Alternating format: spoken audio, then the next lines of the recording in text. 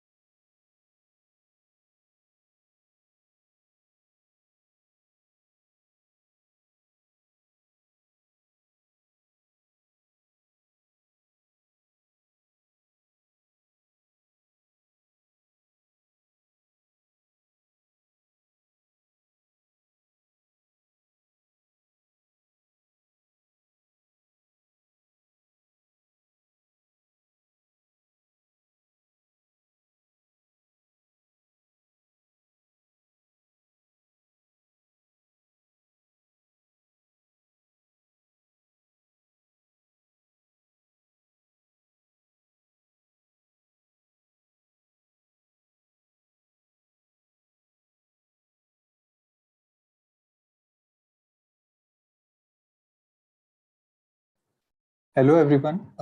Thank you for joining early. So I can see many of the participants have joined us quite early. So please stay tuned. Those who have joined early, you can check out the link for upcoming sessions in the DataHour series in the meantime. And if you find any topic interesting, you can register with us for the upcoming sessions in the DataHour series. And yeah, in the meanwhile, let's get let's get to know each other. So I would like to know from which device you have joined this session today, and also about your location and the current time. So let's see.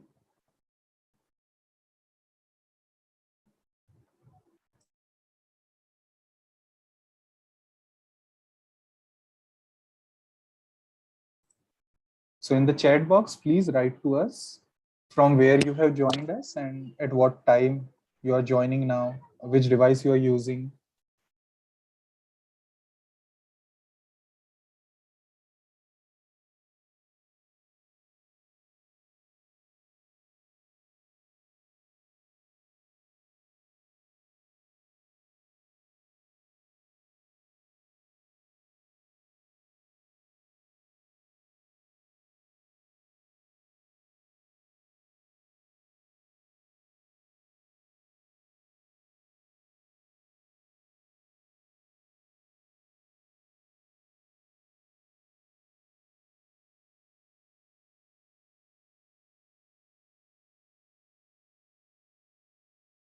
Okay, so I can see the attendees have started to join the session. So yeah.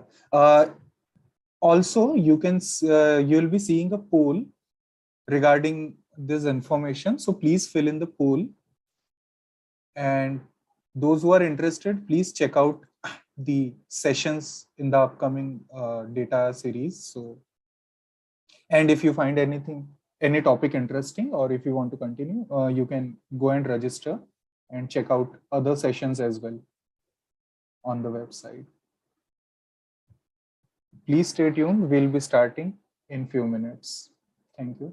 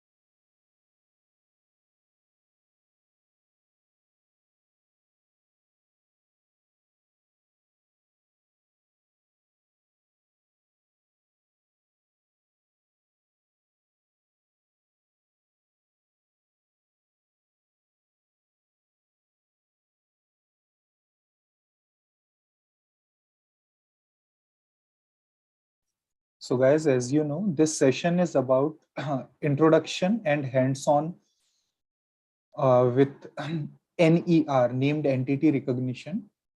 And since there will be hands-on with that, so it will be better if you are joining from a laptop or a PC setup. So those who have joined us with a mobile or tab, it will be great for you if you can switch. Thank you.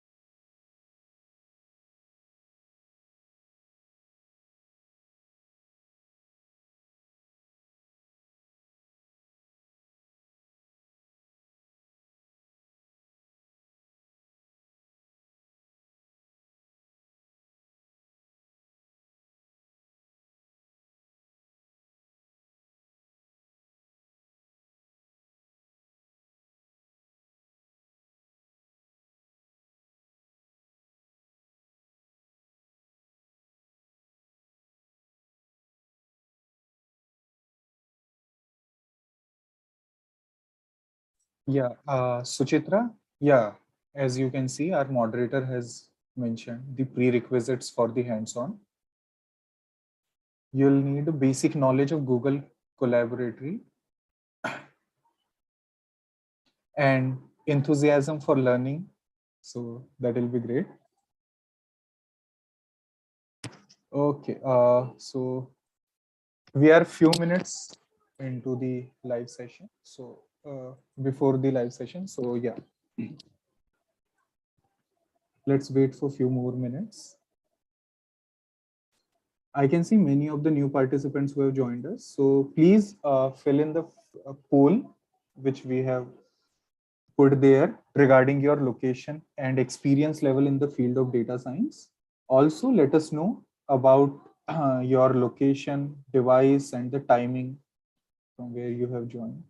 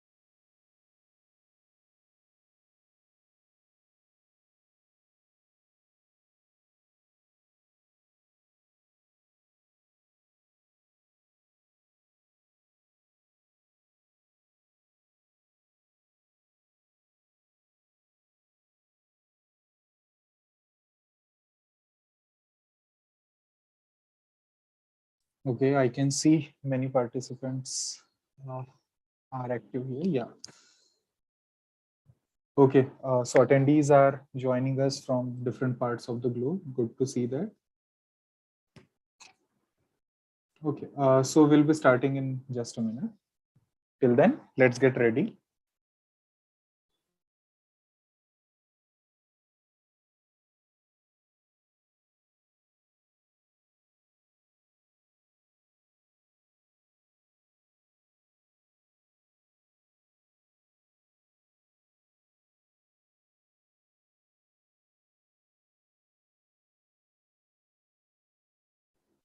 Okay, so I hope everyone uh, has filled the feedback form.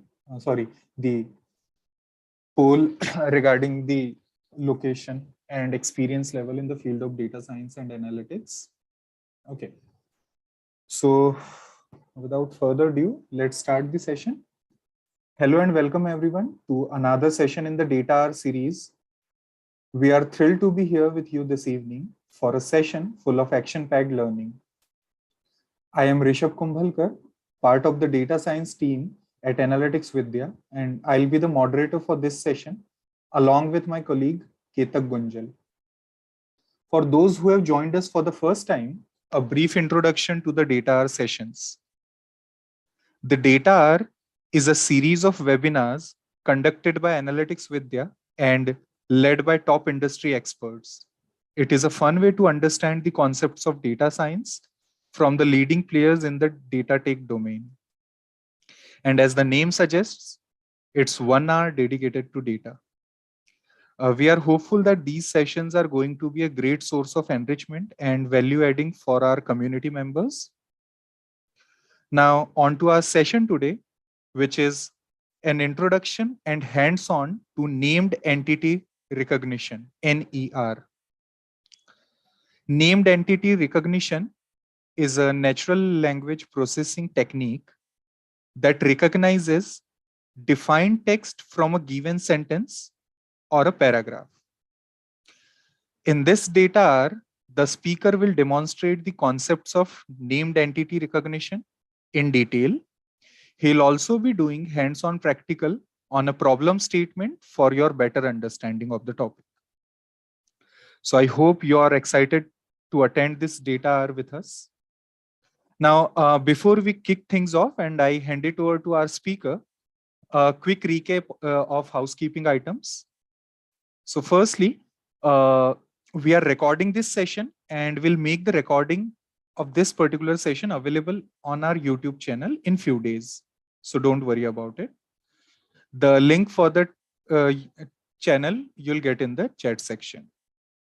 Also, if you have any questions during this session, please ask that question in the Q&A section so that it will be better for us to answer that as the data progresses or towards the end. Also, we will share a poll about the feedback of this session towards the end, which I request you all to kindly fill up. So moving on to our speaker now. In this session of DataHour, we have Vikash Prasad with us. Vikash is currently working as a data scientist at Policy Bazaar.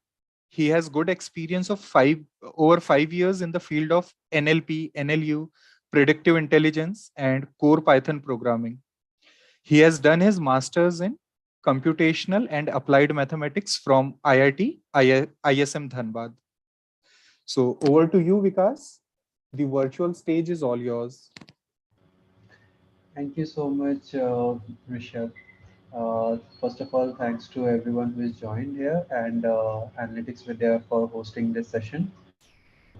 So, first of all, let me share my screen and we'll get started there.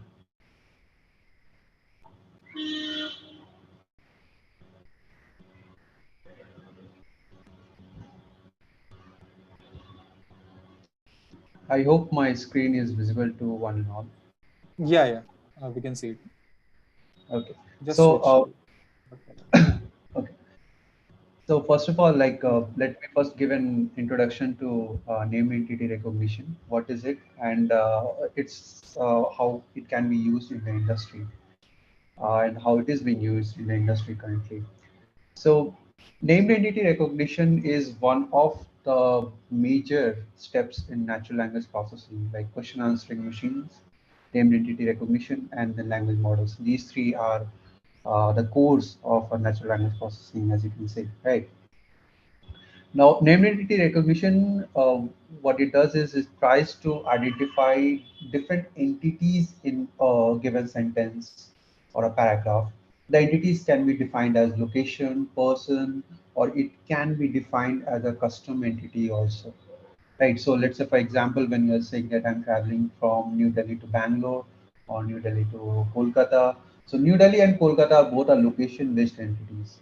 If you try to expand those entities into saying that I'm traveling from New Delhi to Kolkata with my friend Parish, right? So Parish again becomes a person. If you again expand that sentence to that I'm traveling from New Delhi to Kolkata with Parish at 8 a.m. flight, right? So now you have got three different entities in a single sentence. So named entity and named entity recognition deals with these kind of entities. It can be location, person, or it can be a custom defined entity also. I will talk about that, which is a very important aspect of name entity recognition. And using that, you can solve a lot of industry based problems. So first of all, let's look at the data set that what could be the data set for a named entity recognition. Here I have shared only one sentence just for giving a brief example that how a data set is created for named entity recognition, right? So you can see that how are you can we meet at Surrey City Mall at 2 p.m. Right. So Surrey City Mall is a location. I start with DIO. O stands for others, and B LOC ILOC stands for location. Why ILOC? The starting of the entity is always started with a B format of entity. You can start with any other thing, but that's the standard format known across the industry and across the data science forum also. So let's say, for example, if you write a sentence as I'm traveling from New Delhi, Nizamuddin station, right? So New Delhi, new will become BLOC and Delhi will become ILOC, right? So that is how you create a marked data set in named entity recognition. Now, I earlier said that you can deal with named entity recognition into custom entities also. Custom entities are very important. So let's say, for example, that you are working in an industry and where your manager or where your senior comes to you with a problem statement that you need to identify specific kind of questions from a paragraph. Let's say, for example, that there's a mail written to you that hello Paresh, how are you, and when can we meet? Is tomorrow 8 p.m. a good time to meet, right? So when I say these sentences, you can identify that 8 p.m. and can we meet at 8 p.m. These type of questions pertain to time-based questions, right? So you can actually create your own custom entities also that can we meet at 8 p.m. can be marked as B time to I time, and a complete entity can be created there. This is how you can create your own training data set and train the named entity recognition on top of it. Uh, Now moving on to the next part that in data form after data format there are different ways to train the named entity recognition. This is about and this session is about that how we can train the named entity recognition problem. I will showcase today two different types of methods. First is the conditional random fields, and second is the LSTM plus conditional random fields. The third there is fine tuning of the bird. If time remains, we can talk about it also. So if most of the people, if you are not familiar with conditional random fields, then there's no need to worry about. You can read about it, but I will just give a brief introduction to conditional random fields. Conditional random Yeah, fields. Vikas, Hmm. hi. Sorry to interrupt. Can you zoom in a little bit so it'll be, Yes. yeah, yeah, so they can read as well. Yeah, it Is is it better. okay now? Yeah, yeah, much better. Thank you. Please go ahead. Okay. So basically, conditional random fields stand for CRF, or when people started exploring the problem of named entity recognition, conditional random fields was the first thing that came into their mind that it can be trained on. So basically, it represents sequence of words and a sequence of output states which are matched accordingly, where x to x1 to xm are the words, and s1 to sm are the states. And in conditional random fields, we model the conditional probability based on the fact that probability of given states, what could be the output of the words there, right?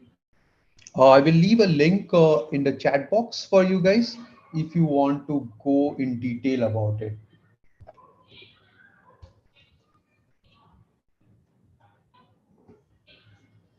Now, today's data that we have is a set of sentences which are tagged according to their named entity. So you can have a look here that thousands of demonstrators have marched to London to protest, right? So London is marked as BGO.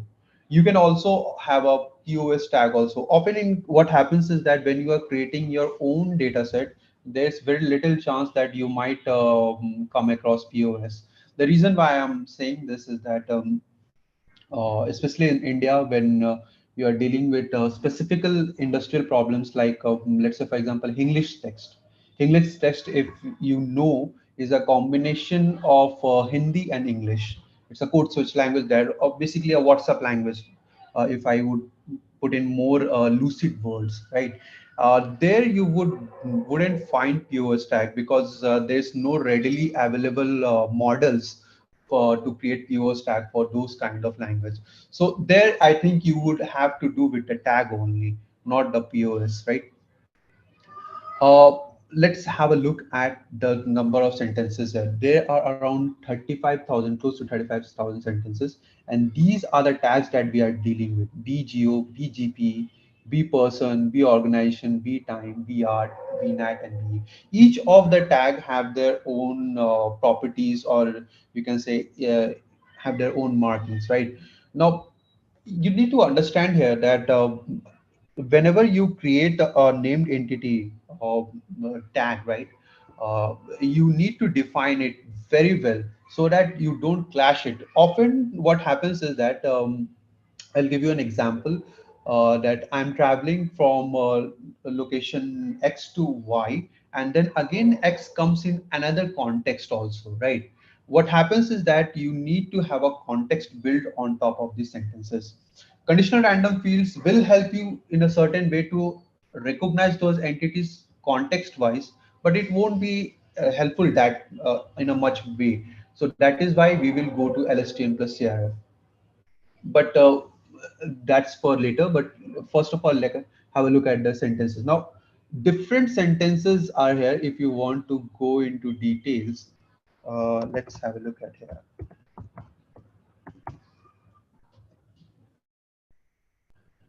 So you can see here, right? It's a long sentence. The sentence two starts from families also. Thousands of demonstrators have marched to London, protest the war in Iraq, and demand the withdrawal of British troops.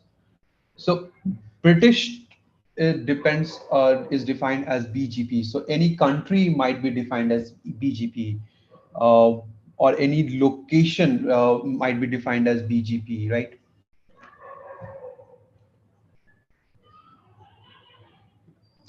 Few of the util functions that I have defined here is first of all having a look at the data. You can use it in your own way also, where you try to recognize the number of unique sentences, number of unique words, and a sentence getter. Sentence getter is basically I defined for the purpose of training, which will return sentences in this way, right? So this is an actual sentence if you can have a look here.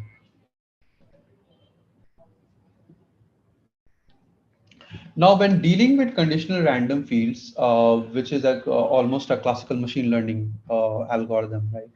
And what happens if you are familiar with classical machine learning and deep learning? In case of classical machine learning, you need to have some handcrafted features on top of it to have to train it better, right? So few features that we can have develop is that if a particular word is lower, or if a starting of a sentence starts with a capital letter or a small letter, right? And then post tag. Post tag is an important feature builder. People, what how they use is post tag. If you are into text based classification algorithms and handcrafted machine learning features which used to exist, and most of the people have now switched to deep learning, so these are a rarity. But post tags are a feature builder. What people do is people try to look before post tag and after post tag. What are the words? What are the features of these words? Right. So those features also I have embedded here. And once those features are embedded, I train it on the conditional random field algorithm. I use a cross-val predict with using the estimator and a CV of 5, and return a flat classification report. Now, the classification report tells you a lot about how the training has gone, right? You can see that these two entities are not that well trained for obvious reasons, because if you look, the number 434 and 348 are very, very low, right? So if you want, you can exclude them from the training also. But if you look at the other specific entities like BGO and BGPE, BNAT, those are okayish kind of thing. Like BGO has a good F1 score of 0.87, right?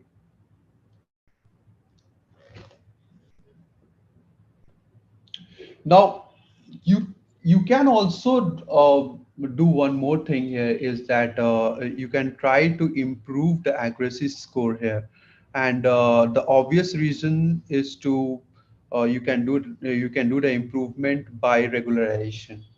In case of regularization, uh, what happens is that in conditional random fields, C1 and C2 parameters are very important and are the regularization parameters. So, so the C1 and C2 parameter of the conditional random fields are the regularization parameters equivalent to lambda 1 and lambda 2, if you have gone through regularization processes and different things, right? So while C1 weights the L1 regulation and the C2 parameter weights the L2 regulation, right? And then you can actually improve the accuracy here. But I would like to show you the more, if the good part of CRF. The good part of CRF is that you can visualize. You can visualize that while looking at the algorithm, the transition probabilities from one tag to another, right? Uh, I have used an LE5 library here and had a look at here. So you can actually look at all the features that have been visualized here.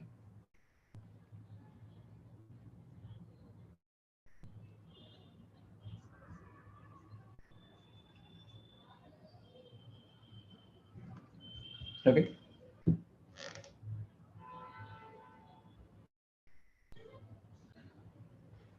The important takeaway from conditional random fields is that context learning is very limited in case of conditional random fields, right? If you can see, have a look at the B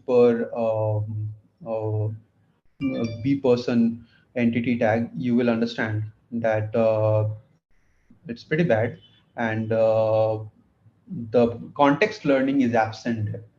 In case for that, why that is why for context learning we will move to the LSTM plus CRF part.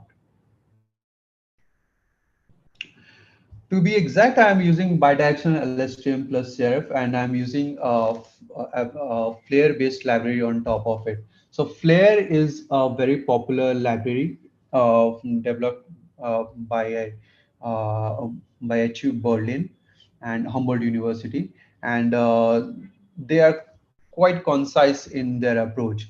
You can use Flare library for text classification, named entity recognition, and other sort of tasks that are available in in natural language processing, right? So for Flare, like this, you need to have a annotation, right? On and Flare have their own set of annotates, which are named entity recognition based or text classification based. You need to get those tagger and have kind of a train, test, and dev parts. In train, test, and dev parts, Flare has a separate kind of a training data type, right? What it does is it divides the data and it pushes the data into a new line form, right? Each of the sentence is in a new line and with the tags it has, right? After putting that, you can make a corpus out of the data. The corpus is important, and then you can have as many embeddings that you want. Now the embeddings I have used here are glove embeddings. You can use a plethora of embeddings that are available. If you are not familiar with word embeddings, I suggest you have a look at them. Word embeddings used to be used before transformers came into place. and they provide a larger bit of context to deep learning models. And I will show you in the prediction process there. What happens is that embeddings combined with there are different types of embeddings like fast-tech embeddings, glove embeddings, and B-byte embeddings, right? And you can use them as a stacked information also, stacked embeddings approach also. I have used only glove embeddings, but please feel free to use different kinds of embeddings here to experiment to if at all your accuracy increases to a certain stage, right? Flare also gives you an option to declare your models. As a default, Flare uses a bidirectional LSTM or a GRU, and you can always increase the hidden size and the tag types that you have and the tag dictionary. I'm using a CRF here. So basically, the architecture is a very simple one. You have LSTM of one layer and a linear applied features, and beneath that I have applied a conditional random fields. Of course, the LSTM is a bidirectional one. Once you do that, you can put the model to train with a specific learning rate and batch size. I have set the learning rate to maximum epochs of 500, which was more than enough. I will just go down to talk about, yes. Now, the precision and the recall here are a bit fairer than the previous conditional random fields if you have a look at it, right? The F1 score has increased in GEO, GPE also has increased, right? NAT is also increased, and person has also increased it. So basically what I can make out of it that there's a high chance that there's a contextual learning that has happened over the period of time in bidirectional LSTM plus CRF. I will demonstrate that. So let's have a look at the prediction here. So I have got two sentences here. You can have a look. Thousands gathered at Times Square to protest, among them was Tom Cruise also. And sentence two is let's meet at Chilman Square to protest with Tom Singh. I've used this specific name intentionally because there is no such name in the training data of Tom Singh. I've used this to see that whether the model has learned contextually or not. Right. So if I run this cell,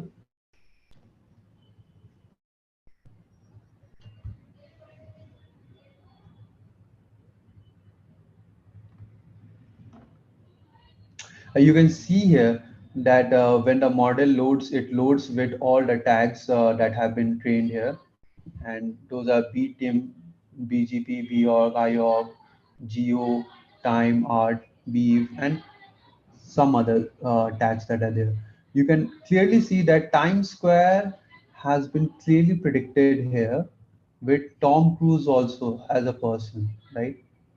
And you can always have a look at the probabilities with where the confidence probabilities with which they have been predicted. Now, if I try to get here the prediction, you can see Chilman Square and Tom Singh also have been predicted. So the best way to test our model is always with some unknown data, right? If I put in here some unknown data of, let's say, for example,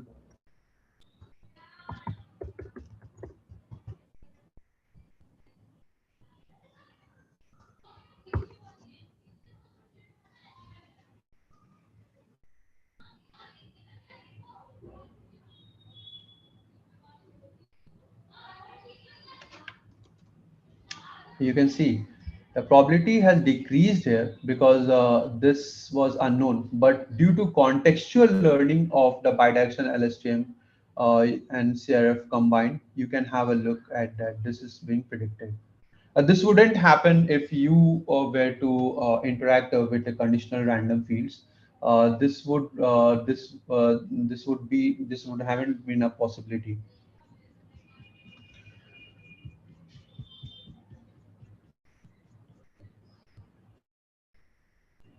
So,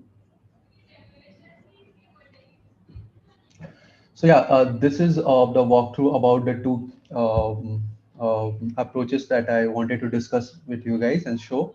Uh, If you have any questions, please shoot. I will be happy to answer and discuss. Yeah, Vikash, you can stop sharing. Actually, yeah, the Zoom things are visible currently. Yeah, right at the top, that red color stop share. Yeah, Yeah. it'll be great. So you can see the questions in Q&A section. I hope you're able to see that. Uh, Otherwise, I can read it out for you. Q&A questions. Q&A section is there along with polls, Yeah, yeah, participants. I've got it, got it, got it. And guys, those who are having any queries regarding any of the thing, so instead of chat box, please put it in the Q&A section. Yeah, Okay. please continue. So Lokesh has a question. What is B and I? Okay, so B and I are the starting and the end points of an given entity. To demonstrate it, I will need to have share my screen again. Yeah, sure.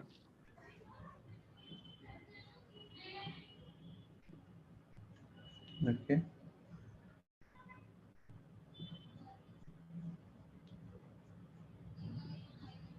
just put out a simple sentence there. So I am uh,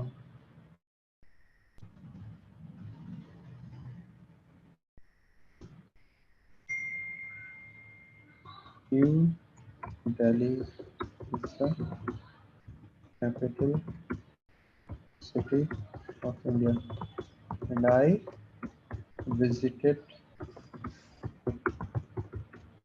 my friend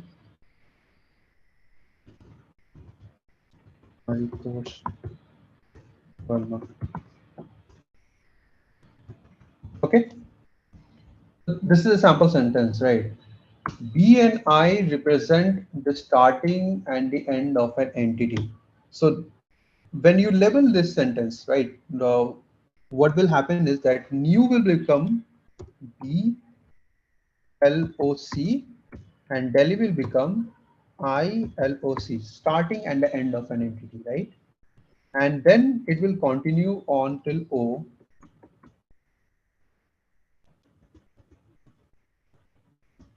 till O, till you reach Paritos Verma. Paritos Verma will again be mentioned as B per, and Verma will be mentioned as I per.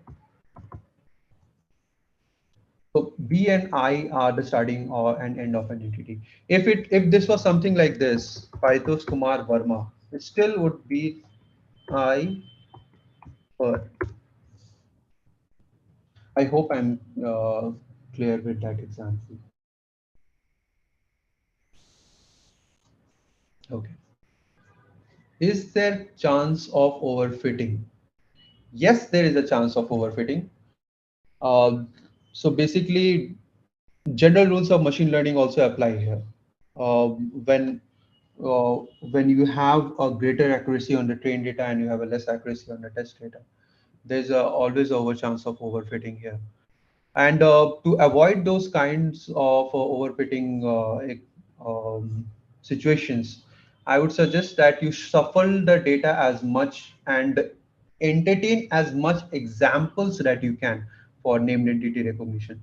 In named entity recognition, what happens is that you have certain kinds of examples to be trained on, right? And so let's say, for example, there can be location-based entities, named-based entities. India is a very diverse country, right? The name data is exhibited by Paritosh Kumar Verma.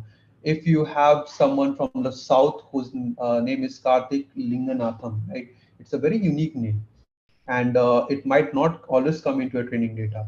So to avoid those kind of issue, if you can add as much examples, it will be very helpful. Can we apply NER on voices? That's Monder, right? Okay, Monder, right? Actually, I will give you an example of your question. I am working for Policy Bazaar, and Policy Bazaar is India's largest web aggregator for instance, and we have a huge audio speech recognition system.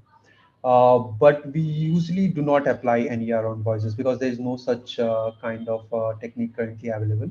What we do is we get the transcript from the ASR and then we apply NER on top of it, and it works quite well. Can you predict where can we get a notebook? Can you predict same to sentences using CRF? Can you predict same to sentences using CRF? I'm not sure I'm following the question. Obviously, you can predict two or more than sentences in any kind of models.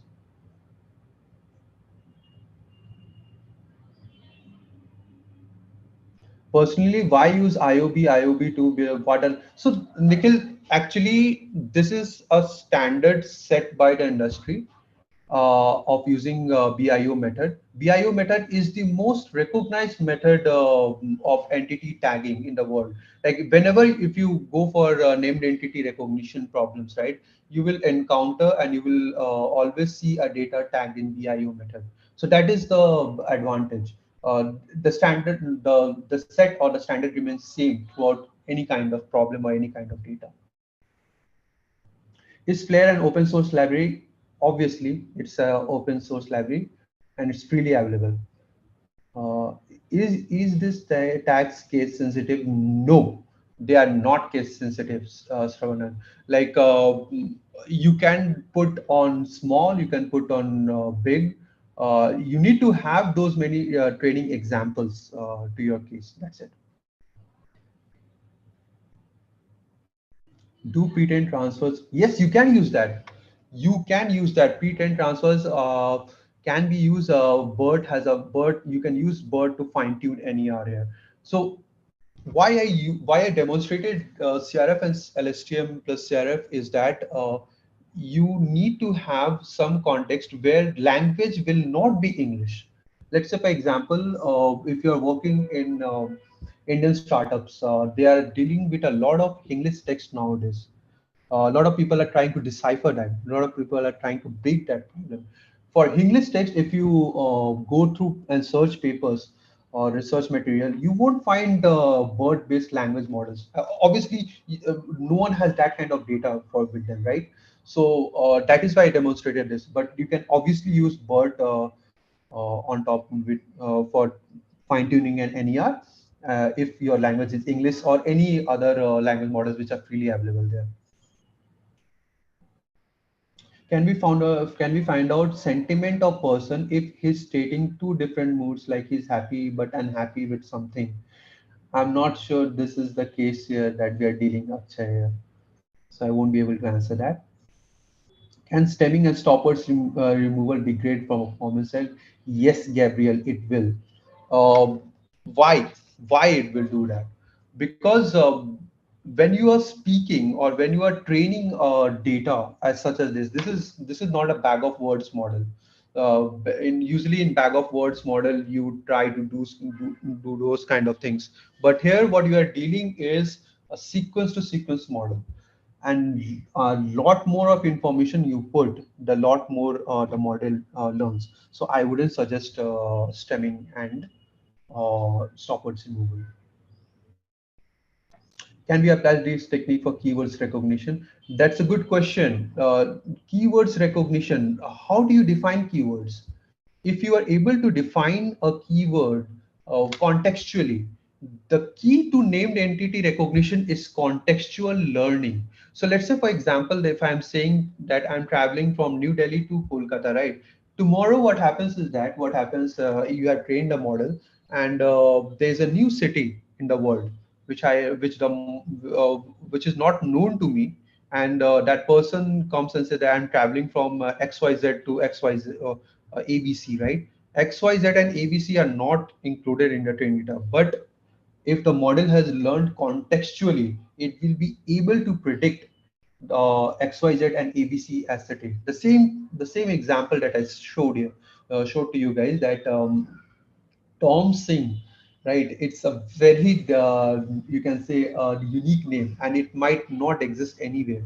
So that is why I put that name to show you guys that contextually learning for named entity recognition is so very important, right? The named entity recognition model should know about the words that come before and should what words should come after the prediction, right?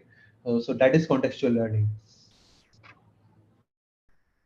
Does NER works if there is only name, nothing else in the sentence? For sure, it's your wish. Like if you want to uh, train it only on names, it will work. It will definitely work. Oh, you are saying that only name. Okay. I'm not sure about the question, Anmol, that you are saying that only name or only name in a sentence.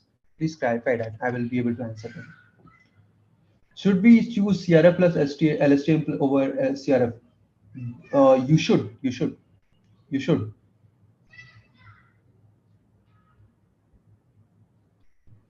From ASR, how you are finding NER? Can you explain the sequence to follow for this any sample scenario? Okay, Sravanan. So basically, what happens is that if you have a very good ASR, audio speech recognition system, as good as Policy Bazaar, um, Policy Bazaar has got a state-of-the-art audio speech recognition system, specifically on English language, right? English spoken language. And if you have such a good audio speech recognition, you get the transcript from those audio speech recognition systems. Even with in case of English ASR, which is widely available, you need to get a transcript from there. And using those transcripts, right? The transcript, if you're familiar with ASR, you will be familiar with transcripts.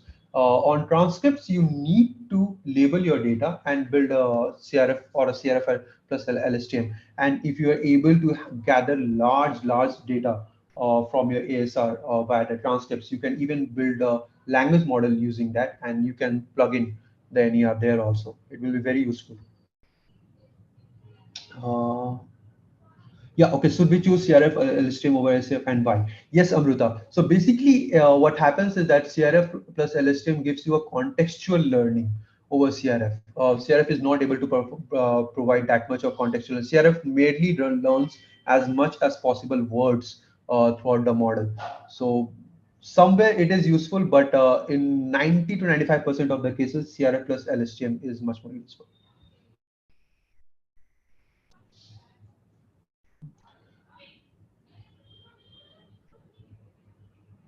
Yeah, hi Nikhil. I have already answered that question.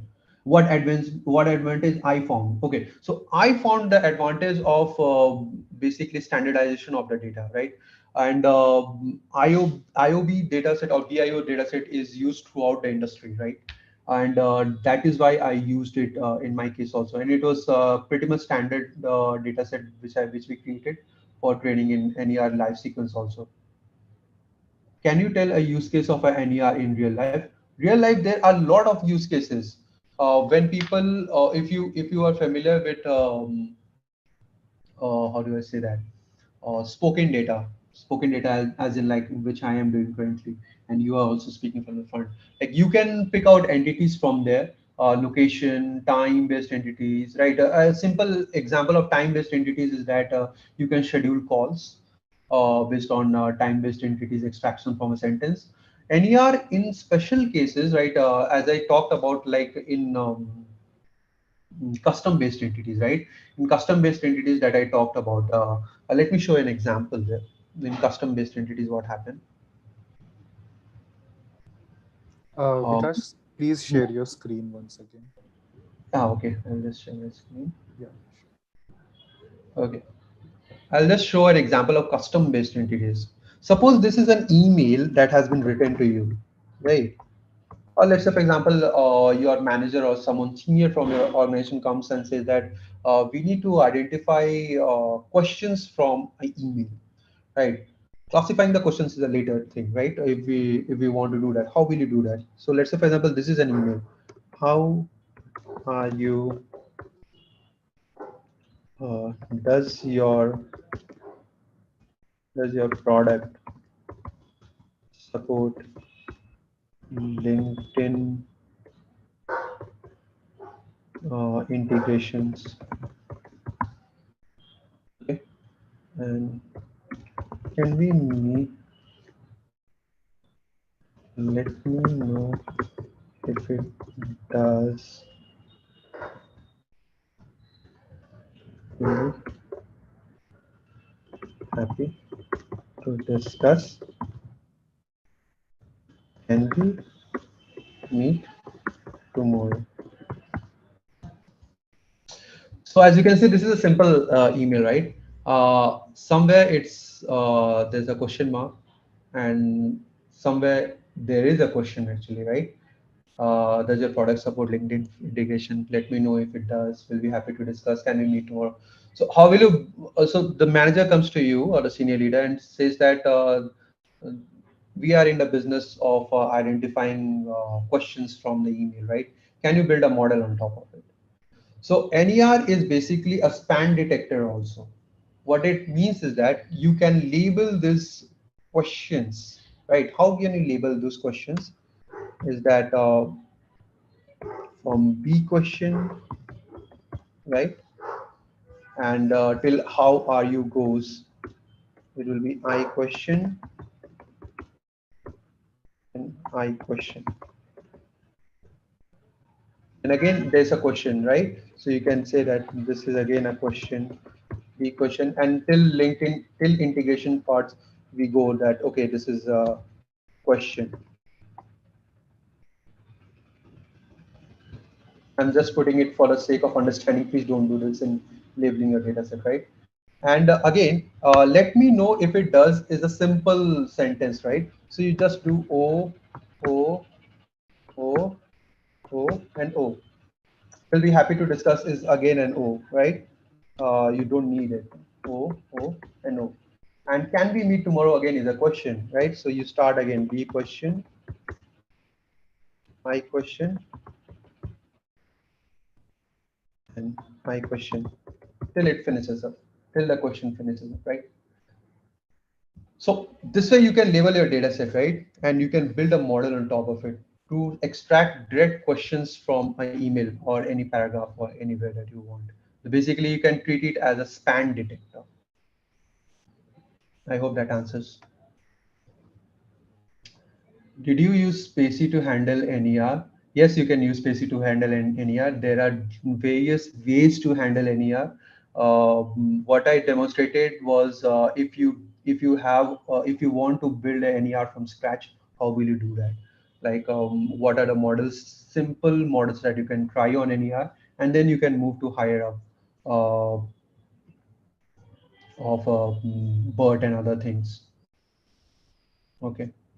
Uh, we can work with Flare on CPU also.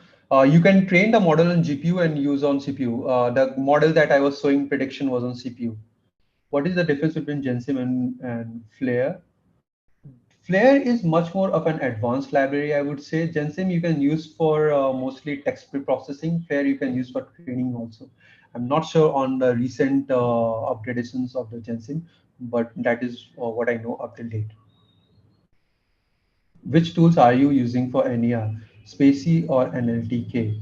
You can use Spacey. NLTK has some examples of NER, but that's a gone forgone library. I mean, like people use it. It's not that people do not use it. There's a lot of respect for NLTK, but people have moved to different higher versions of the library also. We train a model using sentences such as today I meet Anmol, and later model gets a query such as Anmol or NER. Does NER works? No, Anmol. Actually, it doesn't. You need to give a context to give a prediction, right?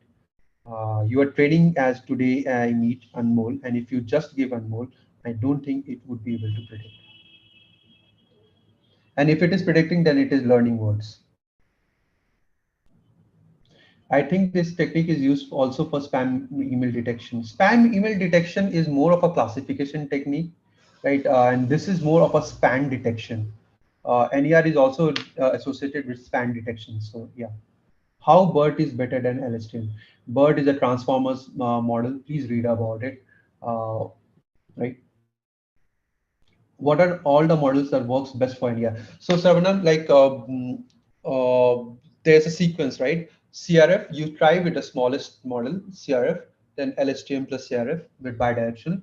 Then you move to transformers like bird to see that if there is an improvement. If at all you have an English data set only. I don't think that everyone works on English data set. Are you doing label on transcript manually or using any automated? There are a lot of automated tools available in the market. You can try them out. Uh, but once you train the model, you can develop some kind of semi-supervised one. But first of all, like for building the training data set, right, you will have to do something manually.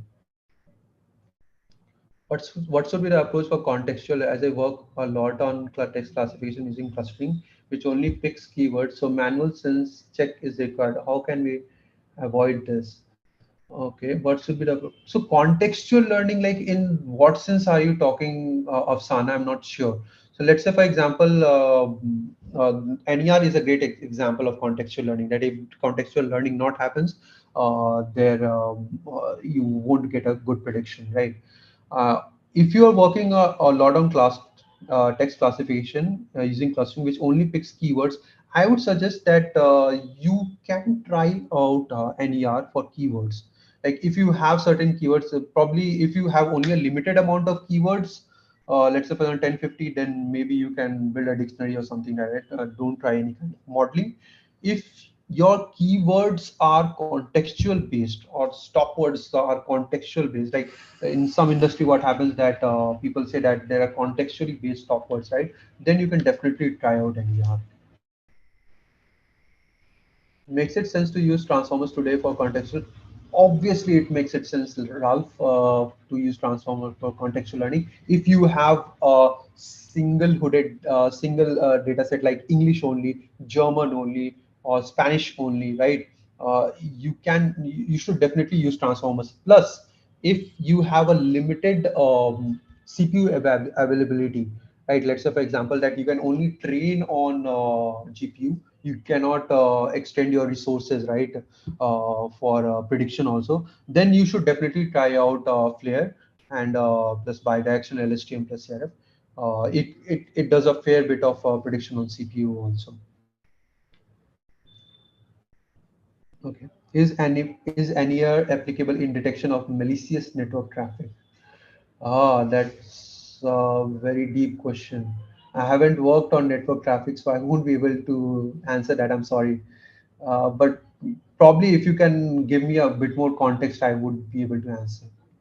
Why use the bidirectional LSTM here? You can try out different methods. I tried out bidirectional LSTM for there is a better learning. Uh, that's the only reason. I wouldn't get into the technical details here. But okay. Okay, is text classification behind the scene? Is text classification behind the scene doing NER, that is identifying weightage for each words? Is text classification behind the scene? No, text classification is something that you classify the whole text into some class, right? XYZ class. But NER is more of a span detection. This is the word that I have been repeating, span detection. The span detection means that from where to where till I can identify that particular entity in the text. I don't need to identify the whole text.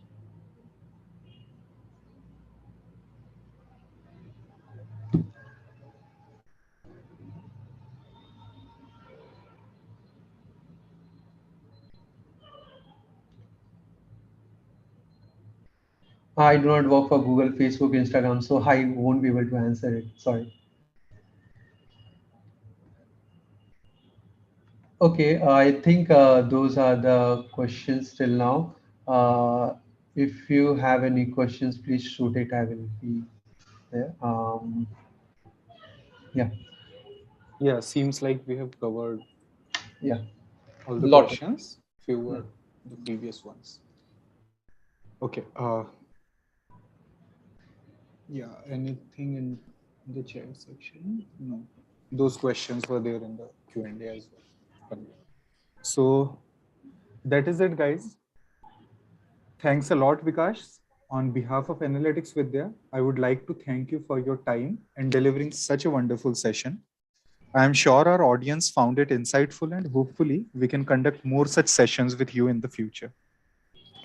Sure. Looking forward to conducting more sessions, and thank you all for joining and listening to me. Uh, Thank It you. was great. Yeah. So I hope you guys have filled in the feedback pool, which you can see on your screen.